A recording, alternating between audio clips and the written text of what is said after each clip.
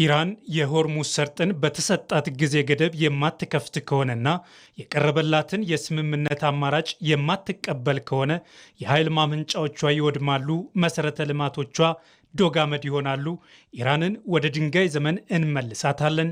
ይህ የአሜሪካው ፕሬዝዳንት ዶናልድ ትራምፕ ትላንት አመሻሹን ከጋዜጠኞች ጋር በነበራቸው ቆይታ ያነሱት ዓለምን ያስደነገጠ ንግግራቸው ነበር። አሜሪካና እስራኤል በኢራን ላይ የከፈቱት ጦርነት 5 ሳምንታትን የተሻገረ ሲሆን ዳፋው ቀጠናውን እንዳይሆን አድርጎታል።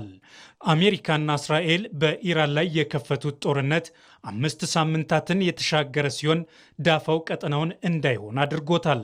የጦርነቱ ጦስም ለዓለም ሀገራት ተርፎ በነዳጅ እጥረትና በኢኮኖሚ መቃወስ ዓለምን መናጥ ጀምሯል።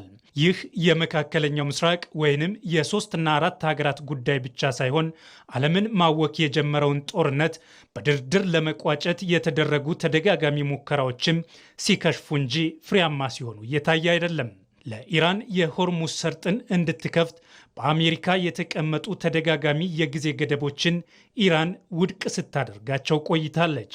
አሁን በቀሩት የመጨረሻ ሰዓታት ግን ኢራን የቀረቡላትን የድርድር ነጥቦች አክብራ ሆርሙዝን ካልከፈተች ወደ ድንጋይ ዘመን እንመልሳታለን በሚል ነው ትራምፕ ዛቻቸውን ያሰሙት።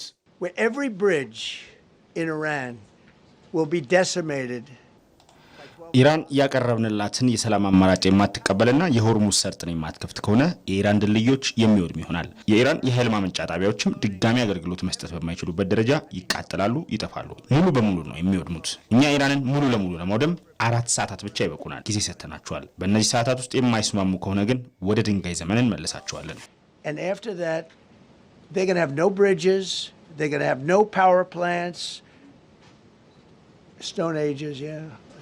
አሁን ላይ በኢራን በደረሰው የመሰረተ ልማት ጉዳት የመገናኛ መሰረተ ልማቶች ወድመዋል።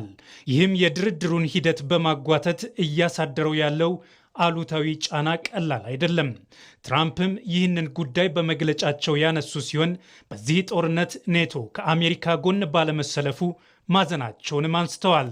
ኢራን የቀረበላትን የተኩስ አቁም ጥሪ በቋሚነት ጦርነቱን ማቆም አስፈላጊ ነው በሚል ውድቅ አድርጋለች።